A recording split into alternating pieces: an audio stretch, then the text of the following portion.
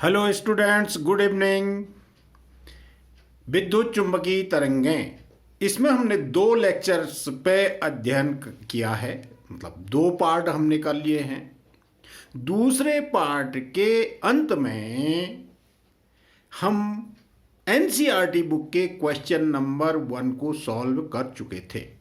आते हैं आगे, lecture number 3 part 3 NCERT book के क्वेश्चन नंबर 2 से आगे शुरू करते हैं। क्वेश्चन नंबर 2 है, देखिए आपके एनसीईआरटी बुक में क्वेश्चन नंबर 2 पे एक डायग्राम दिया होगा और उसमें लिखा है, चित्र नंबर कुछ दिया होगा। चित्र में समांतर प्लेट संधारित्र आर बराबर 6 सेमी त्रिज्या की दो वृत्ताकार प्लेटों से बना है। देखिए ये एक वृत्ताकार प्लेट, ये दूसरी वृत्ताकार प्लेट, और इनकी प्रत्येक की रेडियस कैपिटल आर है।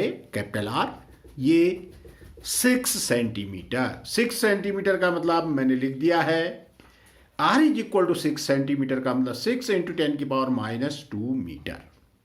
और इस संधारित्र की धारिता है 100 पिकोफेरेड। 100 पिकोफेरेड को फेरेड में कन्वर्ट कर दीजिए। C is equal to 100 picofarad का मतलब 100 इंटू 10⁻12 का मतलब 10⁻10 फेरेड। और इस संधारित्र की प्लेटों को एक सप्लाई से जोड़ा हुआ है। वो सप्लाई है, ये वाली सप्लाई है 230 वोल्ट, और omega is equal to 300 radian पर सेकेंड इस सप्लाई से जोड़ा हुआ है। को angular frequency omega is equal to 300 radian पर सेकेंड की एंगुलर फ्रीक्वेंसी से ये संधारित्र की प्लेटें जुड़ी हुई है। तो ज्ञात करना है नंबर 1 ए, चालन धारा का आरएमएस मान।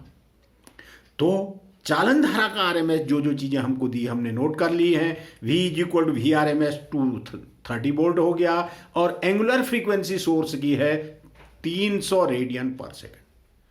अब ओम्स लॉ को अप्लाई कर दीजिए। ओम्स लॉ है I is equal to V upon r. I is equal to V upon r का मतलब IRMS is equal to VRMS upon r. R का मतलब इस संधारित्र का जो प्रतिरोध होता है उसका प्रतिरोध कहलाता है धारितीय प्रतिघात। तो XC, आर के बदले क्या लेंगे XC। VRMS upon XC is equal to 1 upon omega C पढ़ते आए हैं। So IRMS is equal to VRMS into omega into CA हो गया। और आगे बढ़िए, तो सभी वैल्यूज पुट कर दीजिए। IRMS is equal to IRMS is equal to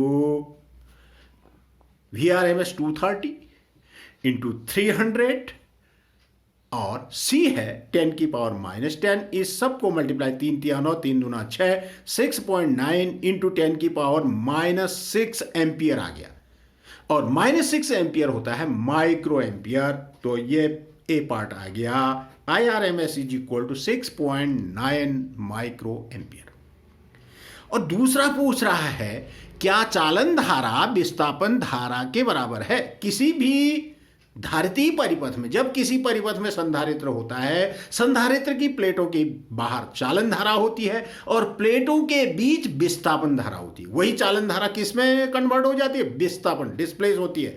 संधारित्र की पहली प्लेट से ये चालन धारा IC यहां से यहां तक दूसरी प्लेट तक शिफ्ट हो जाती है, डिस्प्लेस हो जाती है। उसी को विस्थापन धारा कहते हैं। तो नंबर बी, चालन धारा विस्थापन धारा के बराबर होगी भाई, निश्चित रूप से होगी। So ID is equal to IC is equal to ये भी 6.9 माइक्रो एम्पियर ही हुई। ये दो पार्ट तो बहुत छोटे पार्ट थे, मौखिक थे, परंतु इसका तीसरा पार्ट बहुत ही इंपॉर्टेंट है और लेंदी भी है। थोड़ा समझ के करिएगा। तीसरा पार्ट देखिए, जिन बच्चों की समझ में ये नहीं आएगा C वाला पार्ट, वो छोड़ दीजिएगा, परंतु मैक्सिमम बच्चे इसको करने का प्रयास कीजिए। पहले समझ लीजिए, उसके बाद करिए। देखिए मैं आपको समझा रहा हूं। सी पार्ट कह क्या रहा है? सी पार्ट कह रहा है, प्लेटों के मध्य अक्ष से 3 सेमी की दूरी पर स्थित किसी बिंदु B पर किसी बिंदु पर चुंबकीय क्षेत्र का आयाम बताना है। मैग्नेटिक फील्ड का पहले मैग्नेटिक फील्ड निकालेंगे, फिर उसका एम्पलीट्यूड निकालेंगे, कितना B0 निकालेंगे। मतलब अब देखिए होता क्या है, देखिए मैं फिर से मैंने ये डायग्राम बना रखा है। ये वृत्ताकार प्लेट पहली प्लेट है, ये दूसरी प्लेट है, ये सोर्स से जुड़ा हुआ है 230 वोल्ट और 300 रेडियन पर सेकंड के एंगुलर फ्रीक्वेंसी से सोर्स से जुड़ा हुआ है। तो इन प्लेटों के मध्य अक्ष से small r is equal to, ये small r is equal to ये 3 सेंटीमीटर। यहां पर आपको मैग्नेटिक फील्ड का एम्पलीट्यूड बताना है। देखिए होता क्या है, मैंने थोड़ी सी चीज आपको लिख दी है। जब प्लेटों के मध्य आएंगे तो प्लेटों के मध्य, संधारित्र की प्लेटों के मध्य परिवर्ती विद्युत क्षेत्र होता है भाई, ये ध्यान रखना। प्लेटों के मध्य अक्ष से r बराबर 3 सेंटीमीटर की दूरी पर हमने क्या करना है, चुंबकीय क्षेत्र निकालना है। तो हम क्या करेंगे, एक 3 सेंटीमीटर का एक लूप ड्रॉ कर लेंगे। ये प्लेट नंबर 1, ये प्लेट नंबर 2, ये प्लेट नंबर 1 और 2 के बीच में हमने 3 सेमी, इनकी रेडियस है capital R is equal to 6 सेमी, ये ध्यान रखिएगा, ऊपर लिखा हुआ है R इज इक्वल टू 6 सेमी। और हमने एक 3 सेमी त्रिज्या का वृत्ताकार लूप की कल्पना कर ली। और कल्पना करने पर हमको यह मिलेगा कि इस लूप का जो तल होगा प्लेटों के, इस प्लेट और इस प्लेट के प्लेन्स के पैरेलल होगा। और इस लूप के प्रत्येक बिंदु पर जो चुंबकीय क्षेत्र का परिमाण होगा और दिशा होगी, वो इस लूप पर जो हम स्पर्श रेखा खींचेंगे उसके अनुदिश होगा। चुंबकीय क्षेत्र का परिमाण तो समान होगा, सब जगह समान होगा, परंतु उसकी दिशा स्पर्श रेखा के अनुदिश होगी, ये ध्यान रखिएगा। और विद्युत क्षेत्र क्या होगा, लूप के तल पर सब जगह एक समान होगा, परंतु तल के लंबवत होगा, क्योंकि इलेक्ट्रिक फील्ड और मैग्नेटिक फील्ड एक दूसरे के, हमने विद्युत चुंबकीय तरंगों में 3 चीजें पढ़ी थी, E, B एंड K, ये तीनों एक दूसरे के परपेंडिकुलर होते हैं। अब हम आगे बढ़ते हैं, तो हमको यहां पर मैग्नेटिक फील्ड निकालना है। तो इस स्पर्श रेखा के अनुदिश कुछ ऐसे होगा, उसको निकालते हैं तो एम्पियर के परिपथी नियम पर आ जाते हैं। इस लूप पर क्या लगाए, एम्पियर का परिपथी नियम लगाते हैं भाई। तो लिख देते हैं, चलिए आगे बढ़िए। एम्पियर के परिपथी नियम के अनुसार, एम्पियर के परिपथीय नियम के अनुसार या नियम से अनुसार क्या हो जाएगा भाई,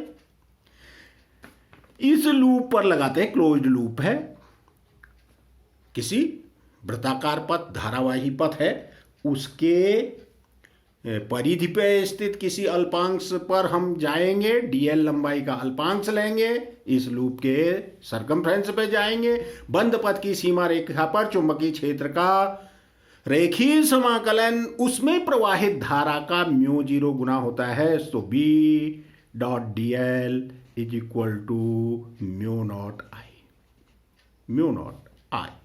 I means ID, IC is equal to ID हम ऊपर निकाल चुके हैं। वेक्टर B डॉट dl का मैक्सिमम वैल्यू V dl आएगा। तो इसी को आगे और बढ़ते हैं, देखिए I इज इक्वल टू क्या रखेंगे यहां पर, IC। So B into integral dl is equal to कितना हुआ भाई यहां पर, ये देखिए इसका सरकमफ्रेंस, dl का समाकलन करेंगे तो ये 2 पाई स्मॉल r आएगा, 2 पाई स्मॉल r, ये ध्यान रखना है। dl is equal to μ0 I means ID यहां पर चूंकि I इज इक्वल टू, मैं लिख दे रहा हूं I is equal to ID, और डिस्प्लेसमेंट करंट होती है, ये I जो है ID के इक्वल होगी, तो ये होता है ID is equal to epsilon not d phi E upon dt पढ़ा हुआ है हमने डिस्प्लेसमेंट करंट। तो ये वैल्यू I के बदले IC is equal to ID is equal to epsilon not d phi E upon dt रख दीजिए, तो ये आ गया epsilon not d phi E upon dt। इतना आ गया भाई। और आगे बढ़िए, अब फाई इज इक्वल टू क्या होता है, फाई इज इक्वल टू देखिएगा, phi is equal to E into A होता है। Phi is equal to maximum E dot A cos theta, E A आता है। So B into D L, इसका integration हो गया 2 pi small R is equal to mu not epsilon naught D upon D T phi E A को भी बाहर कर दीजिए, क्योंकि एरिया किसका एरिया होगा, ये जो हमने ये वृत्ताकार लूप खींचा है इसका एरिया हुआ, ये इसका area pi small are square, ये ध्यान रखिएगा।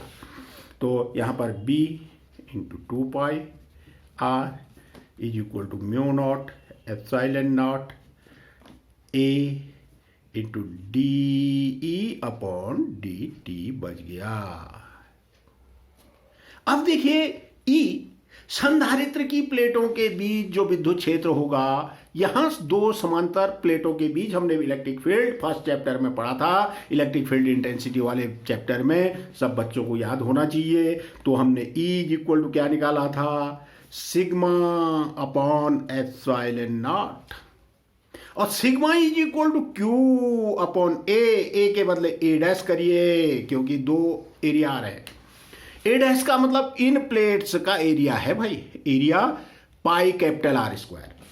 यहां A dash is equal to pi into capital are square होगा, ये ध्यान रखना है। A dash is equal to A is equal to pi small are square, ये ध्यान रखिएगा।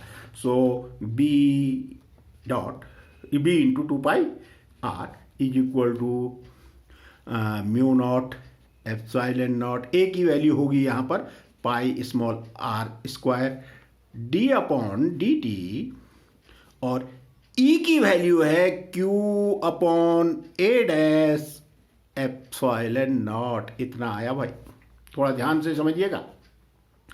So B into 2 pi are is equal to mu not epsilon naught pi small are square upon A dash epsilon naught D Q upon D T, इतना आ गया।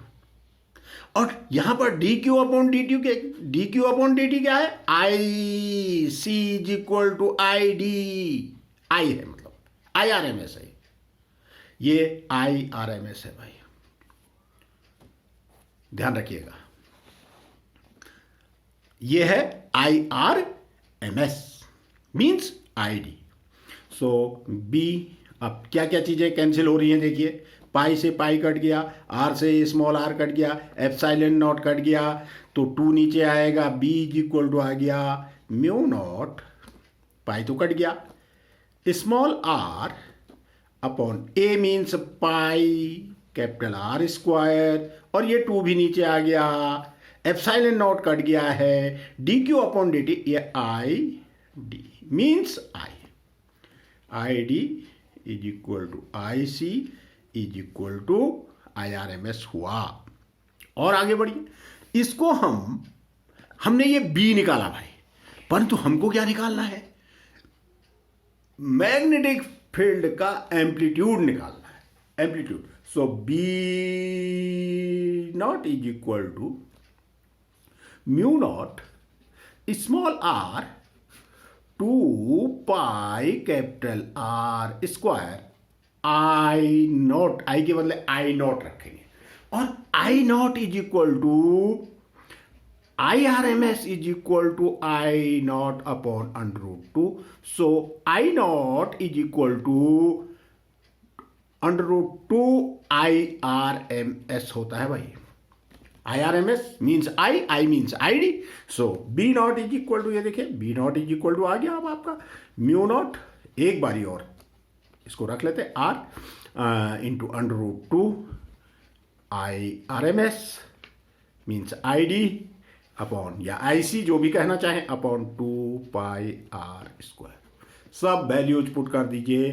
सो B not is equal to आ गया mu naught upon 2 pi, 2 into 10 की power, ये पूरी ये चीज देखिए, mu naught upon 2 pi 2 into 10 की पावर -7, स्मॉल r हो गया 3 इंटू 10 की पावर -6, इतनी वैल्यू थी, इंटू √2 हो गया 1.414, इंटू IRMS हमने निकाला है 6 पॉइंट कितना या 6.9 इंटू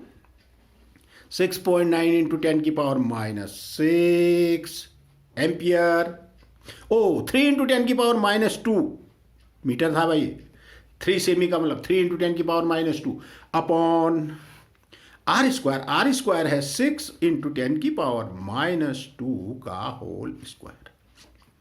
इतना आ गया भाई, ये आ गया। देखिए B not is equal to 2 3 6 का वर्ग आएगा तो यहाँ नीचे 6 बचेगा, ये आएगा कितना 2 3 6 कट गया तो ये बचा 1.414 इंटू 6.9, अंकों को पहले लिखिएगा, इंटू 6 इंटू 10 की पावर -7 -2 -9 और -6 -15 और -4 नीचे से ऊपर जाएगा +4, 10 की पावर -11 बच गया। अब 6 का इसको डिवाइड कर दीजिए तो ये आ गया भाई 1.414 इंटू 6 कम 6 3 बचा 6 पंचे 30 गुणा 10 की घात ऋण 11, इतना आ गया। अब इसको मल्टीप्लाई कर लीजिए, ये मल्टीप्लाई करके लगभग आ रहा है 15 225, अच्छा ये तो 14 है, 11, अच्छा 11 चक्कू 44, 11 1 कम 11 4 15, बस ये लगभग नियरली आ रहा है 1.626 इंटू 10 की पावर -11 टेस्ला। ये आ गया बी नॉट, चुंबकीय क्षेत्र का। क्वेश्चन नंबर 2 काफी लंबा क्वेश्चन था, इसको आराम से देख लीजिएगा, बहुत अच्छा क्वेश्चन है। क्वेश्चन नंबर 2 का सी पार्ट है। आइए आगे बढ़ते हैं। आगे है हमारा क्वेश्चन नंबर 3। देखिए क्वेश्चन नंबर 3, इसको आगे बढ़ते हैं। क्वेश्चन नंबर 3 है, देखिए मौखिक क्वेश्चन है, अब मौखिक क्वेश्चन है, अब कोई दिक्कत नहीं है, केवल ये लंदी पार्ट था। 10 की घात ऋण 10 मीटर कौन होता है भाई? 10 की घात ऋण 10 मीटर की कौन सी एक्स किरणें होती हैं, ध्यान रखिए। 6800 एंगस्ट्रॉम के प्रकाश मीन्स दृश्य प्रकाश होता है। दृश्य प्रकाश की तरंग दैर्घ्य जो है 3900 एंगस्ट्रॉम से 7800 एंगस्ट्रॉम के बीच होती है, तो ये विजिबल रीजन है। और 500 मीटर की जो है, देखो रेडियो वेव्स की जो तरंग दैर्घ्य होती है वो होती है 1 मीटर से ऊपर को कितना 10,000 मीटर किलोमीटर तक। तो 5000 मीटर की रेडियो तरंगों के लिए किस भौतिक राशि, ये देखो तीनों, ये एक्स किरणें हैं, ये दृश्य प्रकाश है और ये रेडियो तरंगें हैं, कौन सी भौतिक राशि समान होती है भाई? चाल समान होती है। सबकी चाल वैक्यूम पे कितनी होती है? 3 × 10 की घात 8 मीटर पर सेकंड। तो सबके लिए क्या चीज कांस्टेंट रहेगी? सी। क्वेश्चन नंबर 4, एक समतल विद्युत चुंबकीय तरंग निर्वात में जेड एक्स के अलोंग ट्रेवल कर रही है भाई, चल रही है, तो प्रोपोगेशन वेक्टर हो गया along z axis. Along z axis है भाई प्रोपोगेशन वेक्टर, ये दिया हुआ है क्वेश्चन पे। चुंबकीय क्षेत्रों के, विद्युत तथा चुंबकीय क्षेत्रों के सदिशों की दिशा के बारे में आप क्या कहेंगे भाई? हमने पढ़ा हुआ है, यदि तरंग संचरण की दिशा जेड एक्स के अलोंग है तो अब 2 एक्सेस बची। एक्स एक्स में माना विद्युत क्षेत्र है तो वाई एक्स में चुंबकीय क्षेत्र होगा। यदि वाई एक्स में विद्युत क्षेत्र है तो एक्स एक्स में क्या होगा? चुंबकीय क्षेत्र होगा। ये हमने पढ़ा है। यदि तरंग की आवृत्ति 30 मेगाहर्ट्ज है तो उसकी तरंग दैर्घ्य भी निकालिए। Nu is equal to 30 megahertz. 30 megahertz को हर्ट्ज में बदलिए, 30 × 10⁶ हर्ट्ज हो गया। और सी हमको मालूम होता है 3 × 10⁸ मीटर पर सेकेंड। अब हमने चूंकि C is equal to nu lambda ये पढ़ा हुआ है, मालूम है हमको, बेसिक चीज है। C is equal to nu lambda, तो lambda is equal to C upon nu. C 3 × 10⁸ upon 3 × 10⁷, क्योंकि न्यू कितनी है? 30 × 10⁶ का मतलब 3 × 10⁷ हुई, तो 10⁷ तो कैंसिल होगी, 30/3 10 मीटर। वेव लेंथ क्या है? 10 मीटर। कौन सी वेव्स होंगी? रेडियो वेव्स होंगी, शॉर्ट रेडियो वेव्स है ये। और इलेक्ट्रिक फील्ड वेक्टर सपोज हमने एक्स एक्स में माना है, तो उसके बारे में हमारा ये कहना है कि E is equal to E X is equal to E not sine K Z minus omega T, then B Y is equal to B naught sine K Z minus omega T. यदि आप ऐसा भी कह सकते थे, क्या कह सकते थे भाई, बी एक्स मान लीजिए, मान लें कि चुंबकीय क्षेत्र एक्स एक्सेस में है, then B X is equal to B naught sine K Z minus omega T, then E Y is equal to E not sine K Z minus omega T. Question number 4। आइए और आगे बढ़ते हैं। आगे है हमारा क्वेश्चन नंबर 5। ये भी मौखिक क्वेश्चन है। क्या? क्वेश्चन नंबर 5, एक रेडियो 7.5 मेगाहर्ट्ज से 12 मेगाहर्ट्ज बैंड के किसी स्टेशन से समस्वरित हो सकता है।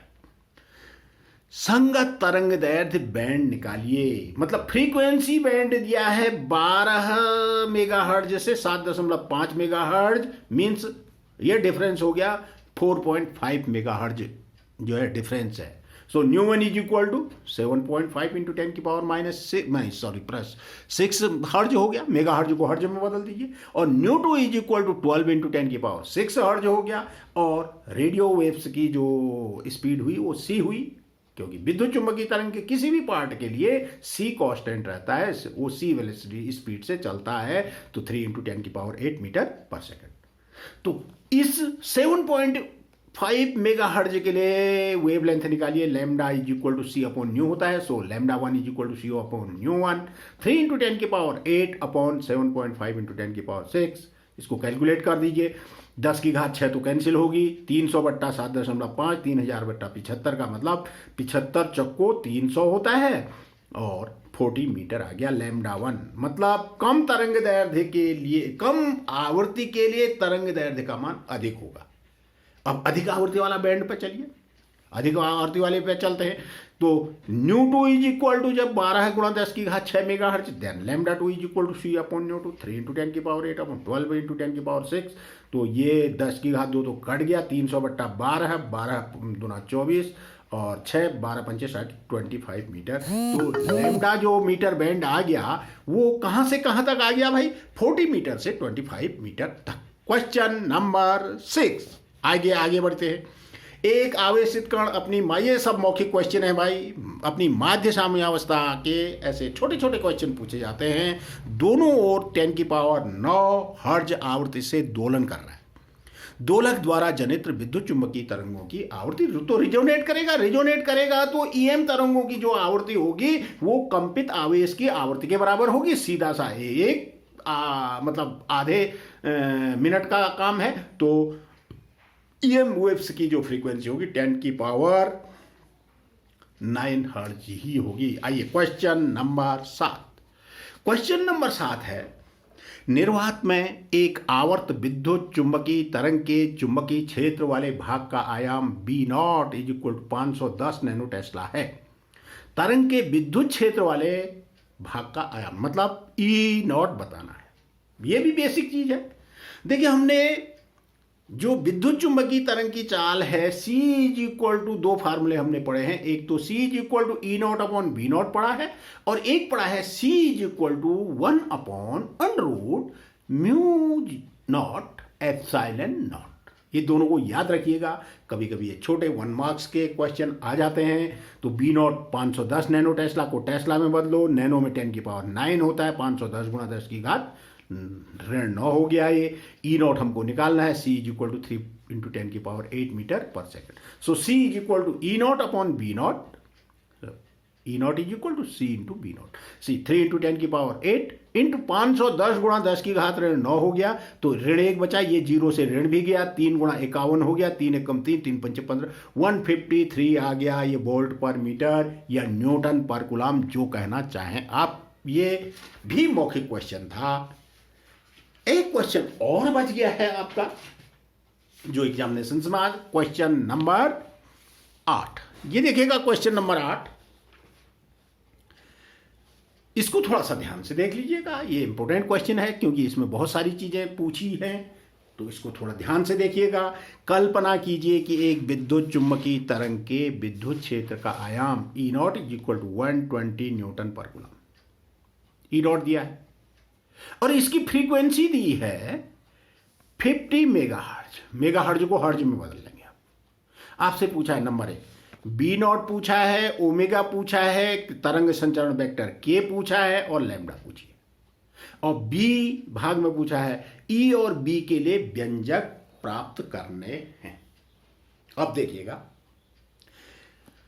ई गिवन है, E naught is equal to 120 newton पर कूलम और nu is equal to 50 megahertz, 50 into 10 की पावर 6 हर्ट्ज हो गया।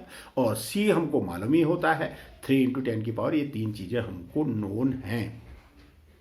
अब हमको सबसे पहले हम बी नॉट निकाल देते हैं। देखिए C is equal to E naught upon B naught होता है, तो B not is equal to E naught upon C. मान रख दीजिए 120 बट्टा 3 गुणा 10 की घात 8, 3 चक्को 12, 40 बट्टा 10 की घात 8, 40 गुणा 10 की घात ऋण 8, तो 4 गुणा 10 की घात ऋण 7 टेस्ला आ गया है। क्योंकि मैग्नेटिक फील्ड का एम्पलीट्यूड है तो टेस्ला में आएगा।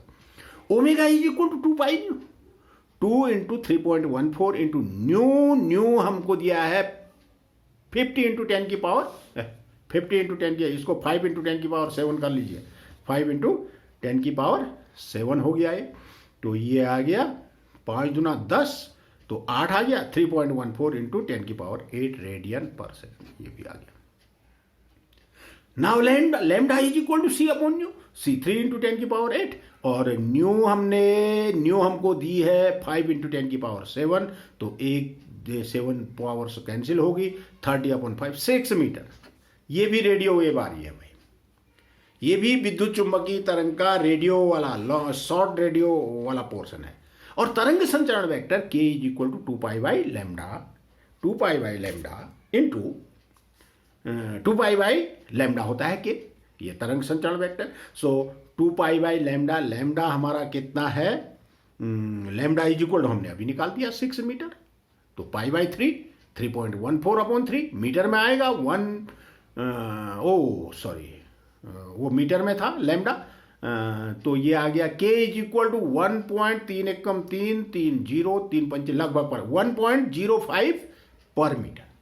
ये तरंग संचरण वेक्टर आ गया। अब इसने पूछा है बी वाला भाग ई, इसको देखिएगा ई तथा बी के लिए आपको व्यंजक प्राप्त करने हैं।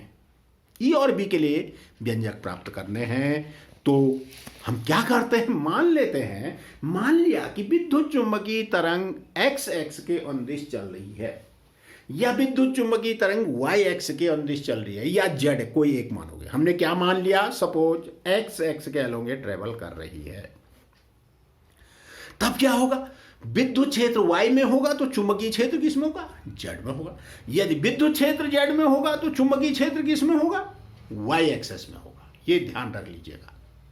तो यदि विद्युत चुंबकीय तरंग जो है एक्स एक्स के अलोंग ट्रेवल कर रही है और विद्युत क्षेत्र वेक्टर माना वाई एक्स के अनुदिश चल रही है, विद्युत क्षेत्र वेक्टर कहां को है, वाई एक्स के अनुदिश है, तो चुंबकीय क्षेत्र वेक्टर जो होगा वो जेड एक्स के अनुदिश होगा।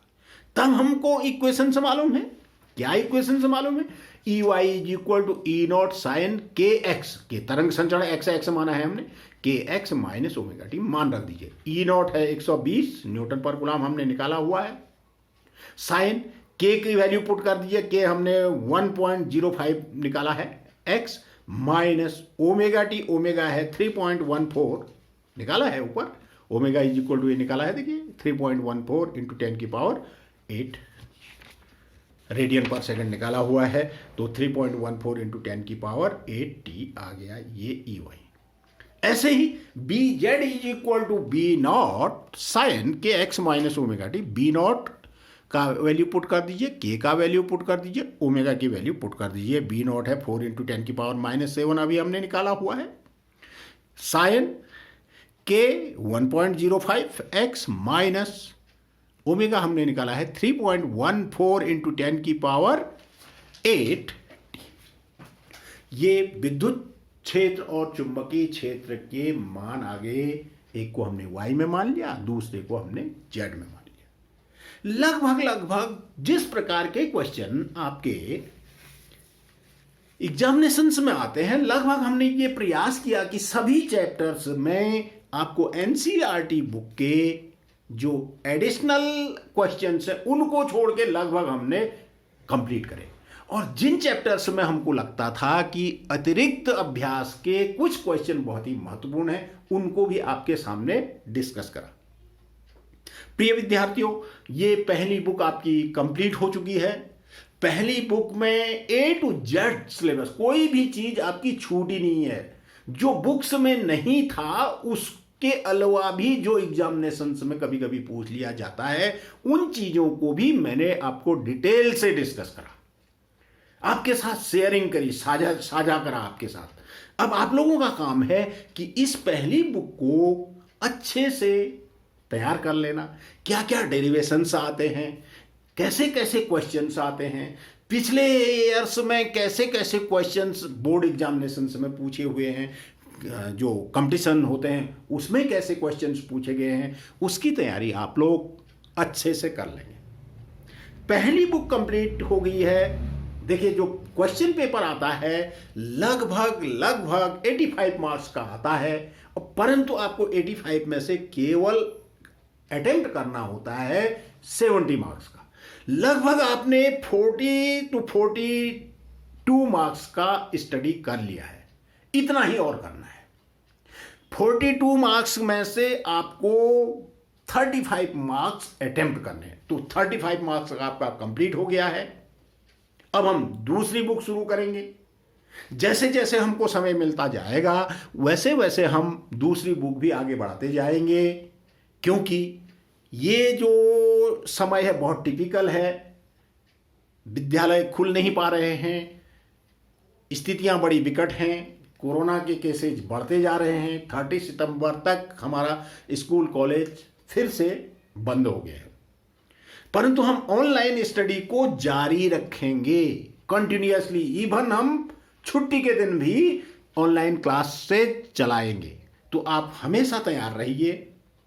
जब जब नेटवर्क नहीं आता है तो आप कोशिश करिए कि जहां जहां आपको नेटवर्क मिलता है वहां पहुंचिए। और चूंकि ये इस वीडियो को यूट्यूब में आप डाउनलोड कर लीजिए और आपके पास सेव हो रह जाएगी, तो आपको जब भी समय मिलेगा उस हिसाब से आप पढ़ते रहिए।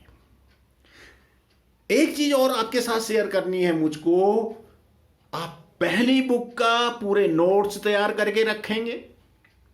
पहली बुक के क्वेश्चनरी, पूरी क्वेश्चंस, एनसीईआरटी बुक के क्वेश्चंस, पहली बुक के जो बोर्ड एग्जामिनेशंस में पिछले सालों में क्वेश्चंस आए उनको भी हल कर लेंगे। एक बात। दूसरी बात, जब हम दूसरी बुक में चलेंगे तो मैं आपको थोड़ा सा यहीं पर बता दे रहा हूं। दूसरी बुक में देखो, पहले दो चैप्टर हैं, किरण प्रकाशिकी, रे ऑप्टिक्स जिसको कहते हैं, और दूसरा चैप्टर है तरंग प्रकाशिकी। ये दो के दो पार्ट काफी बड़े चैप्टर हैं। इन दो चैप्टर्स को पढ़ने में हमारा 1 महीने में भी नहीं हो पाएगा, इतनी भास्ट चीज है। देखो, किरण प्रकाशिकी में आपका परावर्तन, मिरर्स के यूज और बहुत सारी चीजें, रिफ्रैक्शन, स्नेल्स लॉ और total internal refraction, lenses, telescope, microscope, prism और वो आकाश का नीला दिखाई देना, सनसेट, सनराइज, लाल दिखाई देना, रेडिश दिखाई देना, बहुत सारा लंबा, बहुत सारे टॉपिक्स हैं उसमें, और क्वेश्चंस भी बहुत ज्यादा है। ठीक ऐसे ही तरंग प्रकाशिकी में आएंगे तो वो चैप्टर भी बहुत लंबा है। हम सबसे पहले न्यूटन का कणिका सिद्धांत उसमें पढ़ेंगे, और उसके बाद उसमें हम हाइगेन्स की थ्योरी में आएंगे। हाइगेन्स की थ्योरी के बाद हम और आगे बढ़ेंगे, फिर पोलराइजेशन पढ़ेंगे, बूस्टर्स लॉ पढ़ेंगे, डिफ्रैक्शन पढ़ेंगे। बहुत ज्यादा सिलेबस है मतलब। परंतु उन दो चैप्टर्स से लगभग 15 मार्क्स आपके पास आते हैं। तो वो 15 मार्क्स यदि हमारा हो जाता है तो लगभग हम सिलेबस को कंप्लीट करने की ओर बढ़ेंगे। तो आप अगली बुक के लिए भी तैयार रहेंगे और इस बुक का काम सब लोग कंप्लीट कर लेंगे।